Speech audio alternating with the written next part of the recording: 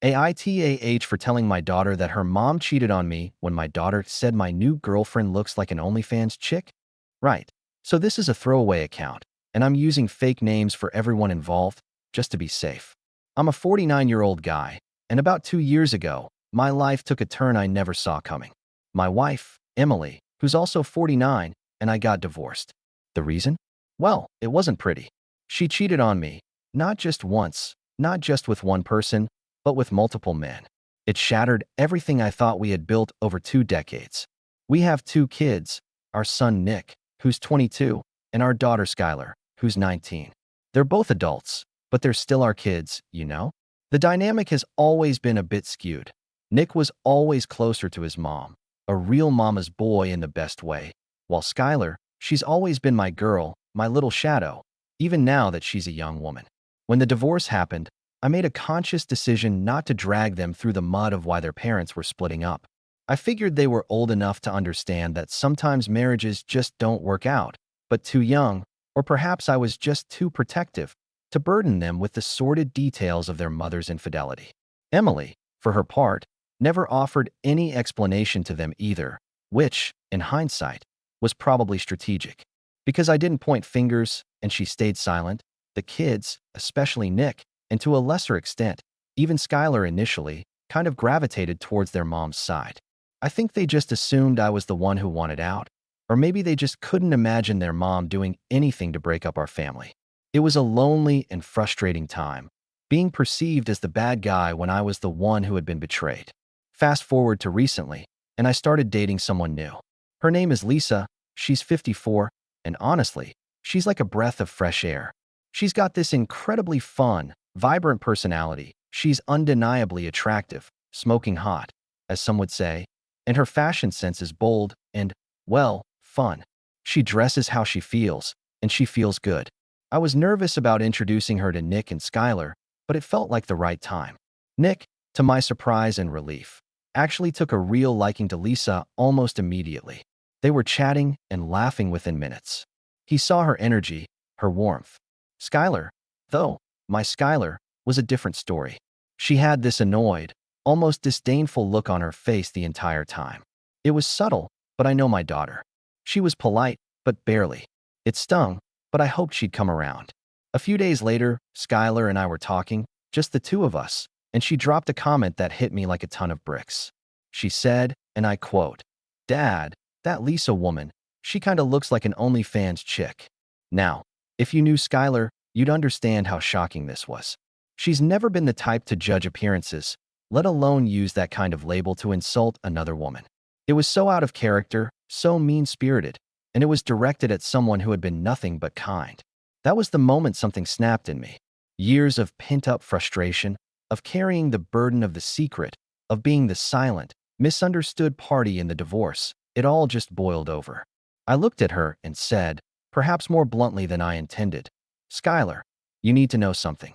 The reason your mom and I got divorced wasn't because I wanted out. Your mom, Emily, was the one who cheated on me. Repeatedly. I met Lisa long after the divorce was finalized. She had nothing to do with it." The color drained from Skylar's face. She just stared at me, her mouth slightly open, and then all she managed was a tiny, "oh." And then, silence. She clammed up completely, retreated into herself. I didn't press her. I figured she needed time to process. But the very next day, my phone rang, and it was Emily, my ex-wife. And she was furious. She confronted me, accusing me of betraying her trust, of trying to turn Skylar against her. I reminded her, calmly, that I never once promised to keep her affairs a secret from our children indefinitely. I told her I kept quiet for their sake, not hers. Her response was astounding. She said that I had implied the secret was safe because I never explicitly stated I would tell them. The sheer audacity of it, twisting my silence, my attempt to protect our kids, into some sort of unspoken pact to cover for her, it was infuriating. So, I asked the internet, am I the asshole for finally telling my daughter the truth after she insulted my girlfriend based on misinformation and, apparently, her mother's influence? Well, things got even more complicated after that. It was like a dam had broken. Even though Skylar was in her bedroom, right here in my house, she said she didn't want to see anyone. So, I messaged her, just a simple "are you okay?" We can talk whenever you're ready. A little while later, my phone buzzed. It was a message from Skylar, a very, very long message, one she'd clearly spent a lot of time composing, pouring her heart out. My hands were trembling as I read it. She admitted that her mom, Emily, and her maternal aunt, Emily's sister, had been the ones feeding her those awful ideas about Lisa.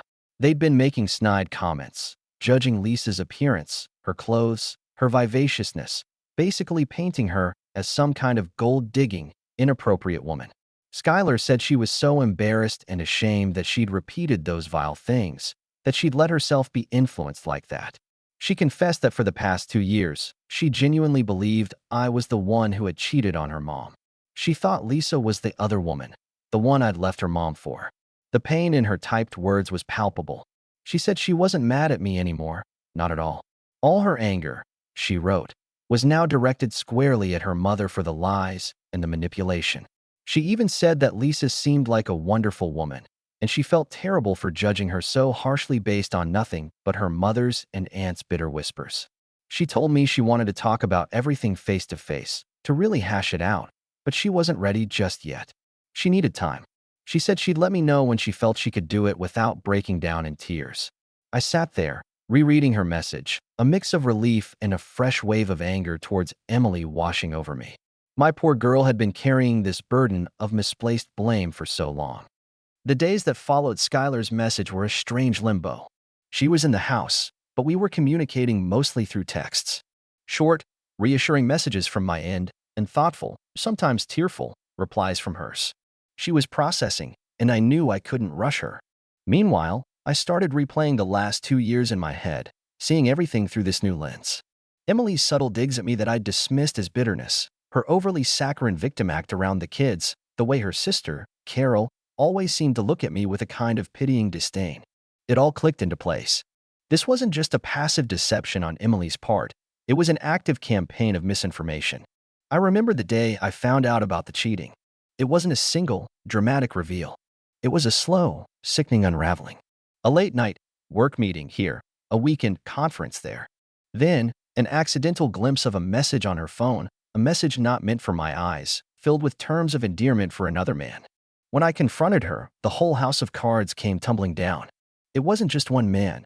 It was a string of them, casual flings, emotional affairs, a pattern of behavior that had apparently been going on for years, right under my nose. The depth of the betrayal was a chasm I thought I'd never cross. My decision to keep it from the kids was born from a desire to shield them from that ugliness, to let them have at least one parent who wasn't tainted in their eyes. I worried they'd feel compelled to choose sides, or worse, blame themselves. Emily, it seemed, had no such compunctions about manipulating their perceptions to her advantage. My mind then drifted to Lisa, this amazing woman who had walked into my life when I least expected it. She knew about my messy divorce, not all the gory details at first, but she knew it was painful. She never pressed. She was just there. Supportive, understanding, and incredibly patient.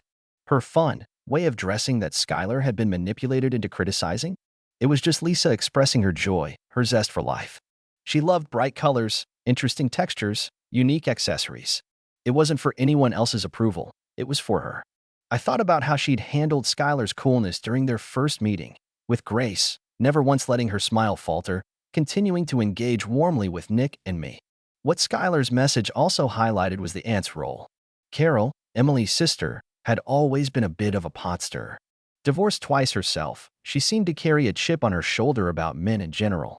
Now, I realized she wasn't just a passive listener to Emily's skewed version of events. She was an active participant in the character assassination of both me and Lisa. She was probably feeding Emily's narrative, reinforcing her sense of victimhood, and by extension, poisoning Skylar's mind. I wondered about Nick. He'd taken to Lisa so quickly. Had Emily tried to sway him too? Or did he have a better filter for his mother's embellishments? Maybe his inherent closeness to her made him see through it. Or perhaps she focused her efforts on Skylar, knowing Skylar was my rock. One evening, about a week after Skylar's text marathon, Nick came over. He looked worried. "Dad," he started, "Skylar told me about Grandma Emily. About why you guys really divorced." I braced myself. "And?" I asked. He shook his head, a look of profound disappointment on his face. "Mom always made it sound like you just fell out of love, that you wanted something different. She never said that." He paused, then continued, "Honestly, Dad, some things make more sense now.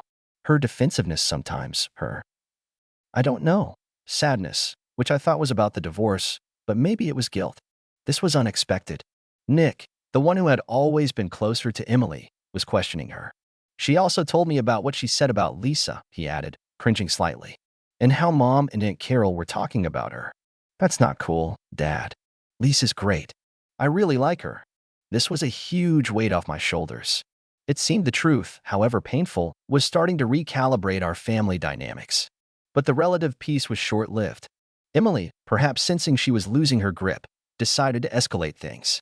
One afternoon, I received a call from an unknown number. When I answered, a man's voice, cold and professional, introduced himself as a lawyer. Emily's new lawyer. He informed me that Emily was considering legal action for defamation of character due to the slanderous lies I was spreading about her to her children, potentially alienating their affection. I almost laughed. Defamation? For telling the truth? He mentioned something about the original divorce settlement having a non-disparagement clause, which I vaguely recalled, but I was fairly certain it pertained to public statements, not private conversations with my own adult children about the factual reasons for our divorce, especially when provoked. This, I realized, was Emily's desperate attempt to silence me, to regain control of the narrative. It was a bluff, a scare tactic. Or so I hoped. I told the lawyer, politely but firmly, that I had only stated verifiable facts to my daughter in response to a direct, hurtful comment instigated by Emily's own misrepresentations, and that any further communication should go through my own lawyer. The call ended, but it left me shaken. Was she really going to drag us all through more legal muck? It felt like the hits just kept on coming. Then, another twist. Skylar, who had been slowly emerging from her shell, sent me another text.